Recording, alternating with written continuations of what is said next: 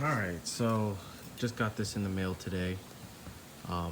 It's a replica TA11 ACOG, the SDO version, which is the one issued on M249s and M27s in the United States Marine Corps. I got this off of AliExpress. I'll post a link in the description. It's made by Holy Warrior. You probably see some of his stuff. I see it a lot for the past year. It's sort of coming, not famous, but well known. I have friends who have a couple of his things. One has an LPVO short die. He says he loves it. It's very great quality. The Aocgs I've heard from people are some of the best clone Aocgs you can get. But yeah, so I got one of the ACOGs. I do plan on getting another ACOG from him for my M16A4, the RCO version. But I got this one first so I could have some correct optic on my M27. First off, comes in this nice plastic big case with foam. It comes with a fake ACOG lens cleaner with the brush and then the little pads for cleaning dust and everything. It also comes with both sides Allen keys for the RMR, and also comes with the Picatinny RMR mount base if you want to take the RMR off and put it on rails or whatever. It doesn't come with a battery for the RMR. That's one I have. It comes with pretty much everything you see here. It comes with the front and rear lens covers. The engravings are really nice. If I can get that to focus. Yeah, there we go. Really nice engravings. Even the mount, the LaRue Tactical clone mount, has nice details. Even the RMR has great markings on it. The optic itself, the eye relief is great. I know a lot of people complain about ACOGs with a short eye relief, especially with the TA11 or RCO models, the 4x32. That's pretty much the nature of any 4x32 optic that you'll see. Will have really bad eye relief, whether it be 4x32 little optic for like Airsoft or a real TA11 ACOG from Trljicon will have kind of bad eye relief. So do the Airsofts, but the 3.5 by 35 millimeter, which is what this one is, has good eye relief. Obviously, because the real steel one has better eye relief, because you don't want short eye relief on a machine gun. But yeah, this one has very good eye relief. The only issue I have with this, well, there's two. The reticle inside of here, it is correct reticle. The only thing is the parallax shift on it is very noticeable, whereas a regular ACOG, you don't really have any parallax shift with the reticle when you move your head around. This one does. Also, for mine, the windage stadia lines on the right side of the reticle are sort of blurry compared to the rest of the reticle, which is clear. I don't know what that is.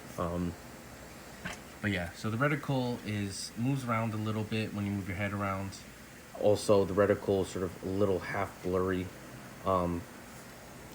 It's a $120 clone. I'm not expecting 100%. It's good enough for what I need it for. It's still very clean, clear image, just the reticle moves around a little bit. But the reticle itself is pretty clear, except for on the left stadia lines for windage. The right side stadia lines, those are a little blurry, but the actual horseshoe reticle is nice, right and red with the fiber optic. The dots are clear, and the bullet drop compensating, the BDC is also clear, and the left side windage stadia lines are clear. So it's just the right stadia lines are blurry for some reason. And second issue, the included RMR, as you can see, there's no on-off buttons. It's not a fiber optic RMR. There's no buttons on here. You got the adjustment screws and the mounting screws, and that's it. So that's why you see the battery out, was because this must be like the cheapest version that they include with the ACOGs that doesn't have on and off buttons. The only way to turn it off is to unscrew it and take the battery out. Like I said, $120 for all this. Would I've liked a better quality clone RMR with the buttons? Yes. He does sell them. I guess he has a few different versions. The ones that come included with ACOGs that are obviously, you know, cheaper because he's including it with the ACOG. So I guess he includes a cheaper version that has no on and off. I can't say for sure, but I'm not complaining too much because I'm not going to really use an RMR. So I'm not that mad. Like I said, this whole thing was $120. I think it was $144 shipped to come to where I live. It took 15 days, so a little over 2 weeks for it to arrive, which is not bad for something coming from China, from AliExpress. It's a pretty fast, actually, shipping time. Other than that, the markings, you can feel them. They're nice and engraved deep. They're not painted on or whatever, screened on. Obviously not made in the USA. I'm pretty sure, because if you look here, it says warranty expiration November 2017. I'm pretty sure they got their hands on a old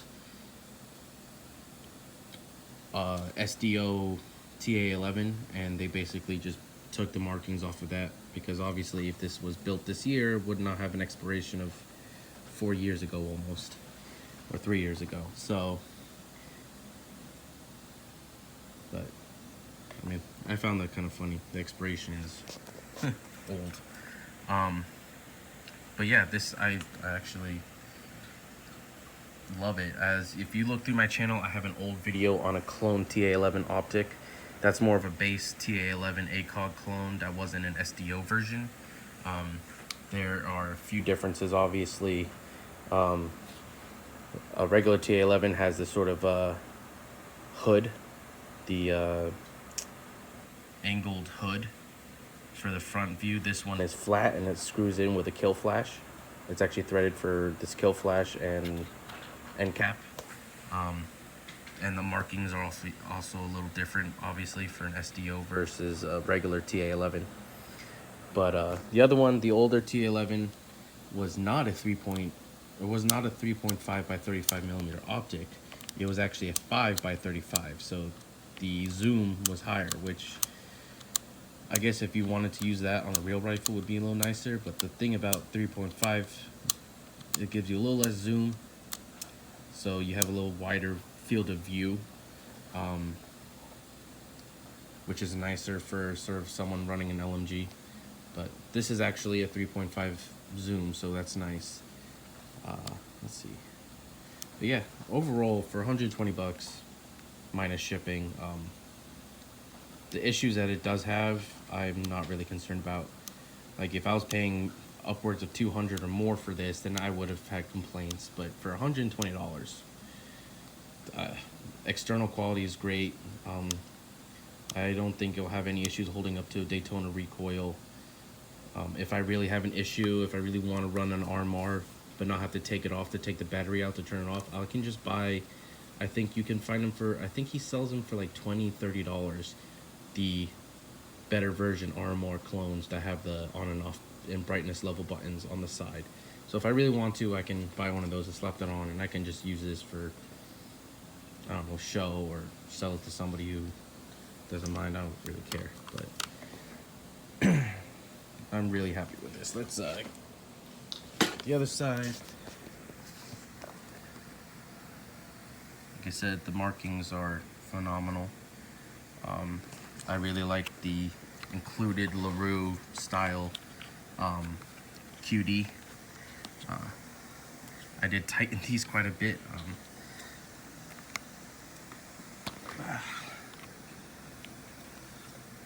See, I get the rear one off one-handed.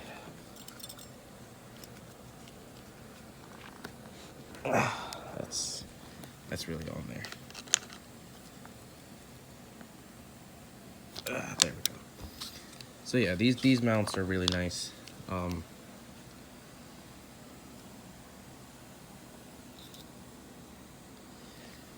But yeah, just like the real ones, let's say you mount it on, it's too tight, you loosen these two nuts. Or let's say if you mount it and it's too loose, you mount it, you close the QD levers, and then you just, with some pliers or socket, you just tighten these down, these two nuts, and it cinches up everything. Because like when I put it on, it was loose. So I put it on, close the levers, and then I tighten these nuts down, and as you can see, it was really hard to get off. But yeah, that's my review of the Holy Warrior TA11 SDO ACOG with RMR.